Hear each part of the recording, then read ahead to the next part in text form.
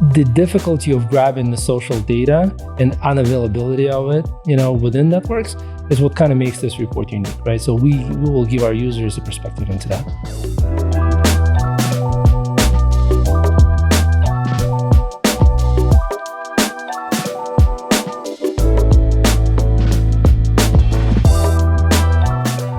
Hey everybody, welcome back to the Beyond Social podcast. I'm Reggie, one of your hosts.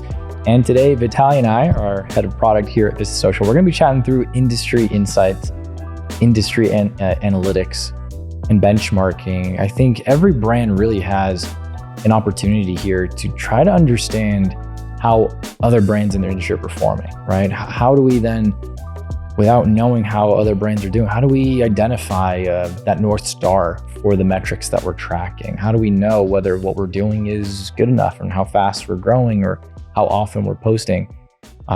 It is aligned with what we should be doing. I'd love to chat through that feature that we just released and how it works. Absolutely. Because the thought process is very sort of straightforward. I'm a brand and I want to know simple questions, answers to simple questions. I want to know, what is my goal in terms of followers? Listen, if you have 100 followers today and you may want 1 million, but let's say if most of your competitors have 1,000, chances are by reaching 1,000, you'll be, nicely positioned. You want to know how often to post. You want to know, for example, how much engagement in your industry is sort of acceptable or comparable to others.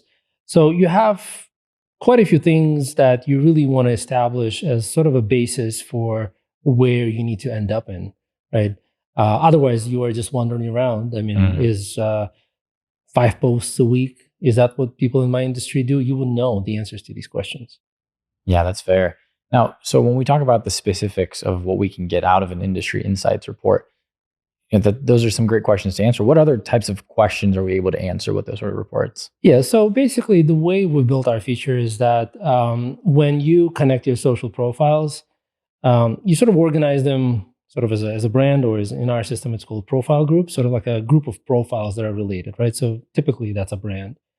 The system will, in our case, automatically categorize them using AI into a particular industry category, and then look at thousands of other profiles in this category for each network to try to understand the patterns.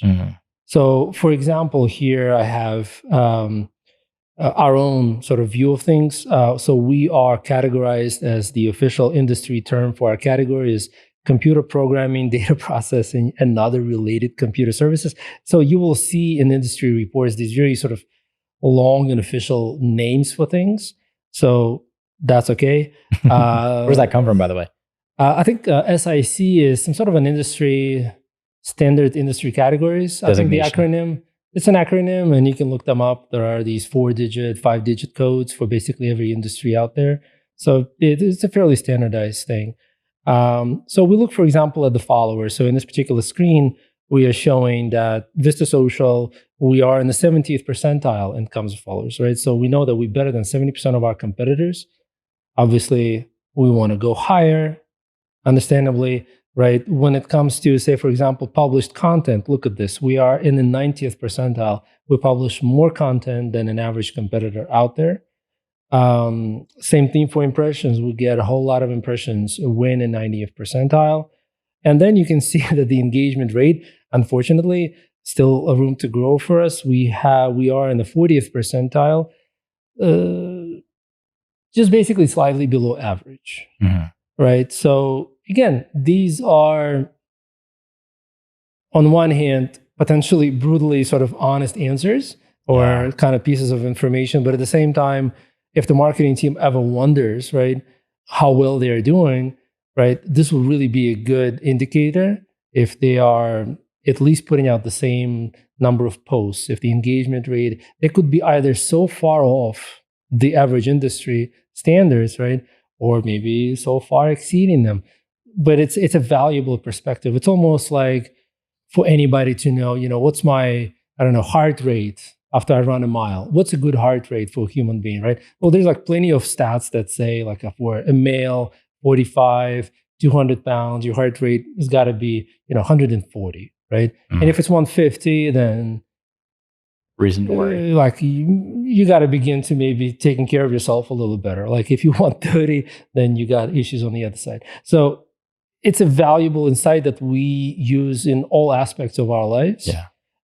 The difficulty of grabbing the social data and unavailability of it, within networks is what kind of makes this report unique, right? So we will give our users a perspective into that. That's fantastic. And it's tough, right? Sometimes this may lead to tough conversations. Like we are significantly below, let's say, the follower count. But if we're seeing that the engagement rate is higher than average, we're likely moving in the right direction, right? And I like how this is historical as well, so we can go back and we can see how we compared. Is there a growth pattern? Are we seeing month over month, quarter over quarter, that we've gone from the 40th percentile to the 60th or to the 70th percentile? So that's really cool. Just again, another data point, another insights for our customers, for agencies, for brands to be able to understand what should be our goals. Because we know the metrics that we want to track. We know the KPIs are most important to us as a brand. But how do I know if I'm moving in the right direction? How do I compare with our competitors in the industry? And I think this is going to be a huge tool to help them make those connections. Absolutely. And I think we often talk about how some tools are of such significant importance that it's remarkable that these tools aren't part of the sort of the toolkit for a lot of people, a lot of users, right? Mm-hmm. This obviously is biased. We built a feature and everything, right? But to me, not having the benchmark is essentially like going back to my exercise example, right? If you are exercising, how do you assess the state, right? Your shape? How do you assess your BMI or your heart rate or your blood pressure? Like, how do you know what's normal, right? Unless you have the stats on what's normal and where you need to be. But I would say majority of brands out there are not necessarily even aware of the industry benchmarks. They don't even know where they are in the spectrum, right, of performance. They don't know what their brands are up to and how well they stack up. These reports are anonymized, so it's not like you will be able to pinpoint a specific customer. I think that part of the research is within the competitor tracking, where you can actually put in your specific competitor, and we will tell you specifically how that competitor is performing.